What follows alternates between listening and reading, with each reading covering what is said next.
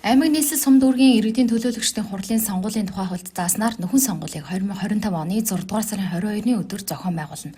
2024 оны ээлжид сонгуулиар ардчилсан намаас нэр дэвшиж ялалт байгуулсан төлөөлөгч нь аймгийн иргэдийн төлөөлөгчдийн хурлын төлөөлөгч байхаас татгалзаж, Шарын-Гол сумын иргэдийн төлөөлөгчдийн хурлын төлөөлөгч байхыг өөрийн хүсэлтээр сонгосон. Иймд 21-р тойрогт буюу Шарын-Гол суманд нөхөн сонгуул болохоор болсон билээ. Нөхөн сонгуул 1-р тойрогт намууд хуулийн хугацаанд бүртгүүлж, Монгол Ардын намаас Лүндгийн Наранбаатар, ардчилсан намаас Дэмбэгийн Батуул нар нэрээ дэвшүүлж өнөөдөр үнэмлэхээ гартаа авлаа. За өнөөдөр миний бие Лүндгийн Наранбаатар Дархуул аймгийн иргэдийн төлөөлөгчдийн 21-р тойргийн нөхөн сонгуульд нэр дэвшигчийн үнэмлэхээ гардаж авлаа. За миний хувьд бол 21-р тойрог гэдэг нь Дархуул аймгийн Шарын-Гол сум гэсэн үг. Яг миний төрж өсөлсөн ийм нутаг маань байгаамаа. За ингээд энэ хариуцлагатай сонгуульд шударгаар өрсөлдөж улмаар ялт байгуулахын төлөө бүх хүчин чармаалтаа гаргаж ажиллана. За үүний үр дүнд бид хэрвээ ялах юм бол Шарын-Гол суманд маань миний төрөлх нутагт тулгамдаад байгаа нийгэм эдийн засгийн бүхий л асуудлыг шийдвэрлэхийн төлөө энэ өрсөлдөөнд орж байгаа гэдгээ ухамсарлаж байна. Ингээд ялт амжилтын төлөө хамтдаа өрсөлдөе. Тэгээ шударгаар сайхан өрсөлдөё. Миний бие Дэмбэгийн Батуулд Дархуул аймгийн иргэдийн хурлын 21-р тойрогт ардчилсан намаас нэр дэвшиж байгаа.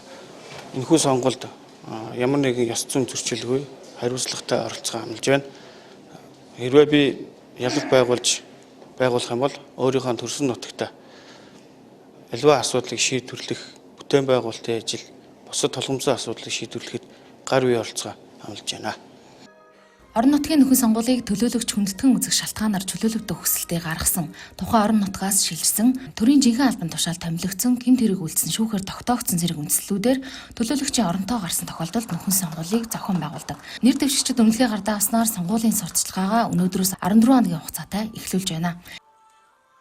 За энэ удаагийн Дархуул аймгийн иргэдийн төлөөлөгчдийн хурлын нөхөн сонгуул бол 1 тойрог буюу 21-р тойрогт намууд хуулийн хугацаанд бүртгүүлсэн байгаа. Үүнээс бол Монгол Ардын нам, ардчилсан намаас тус бүр нэг нэр дэвшигч нэрээ дэвшүүлж ингээд өнөөдөр албан ёсоор хуулийн хугацаанд нь тогтоол шийдвэрээ гаргаж сонгуулийн хороо маань албан ёсоор нэр дэвшигчийн үнэлгээг гардуулж өглөө. За нэр дэвшигчийн үнэлгээг гардаж авснаар үндсэндээ сонгуулийн тухай хуулийн дагуу нам нэр дэвшигчдийн маань сурчлагын үйл ажиллагаа хуулийн хугацаанд ингээд эхэлж байна. 14 хоногийн хугацаанд зохион байгуулагдана.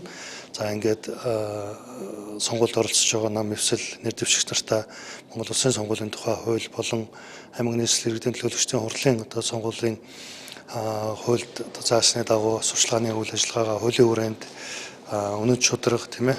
Тэр нь хоёр талын маань нэр дэвшигч нар сонгуулийн хууль зөрчихгүй ингэж оролцож үнэн шударгаар өрсөлдөнө гэж ингэж ойлгож байна. Ингээд нийт нэр дэвшигч нартай амжилт хүсье.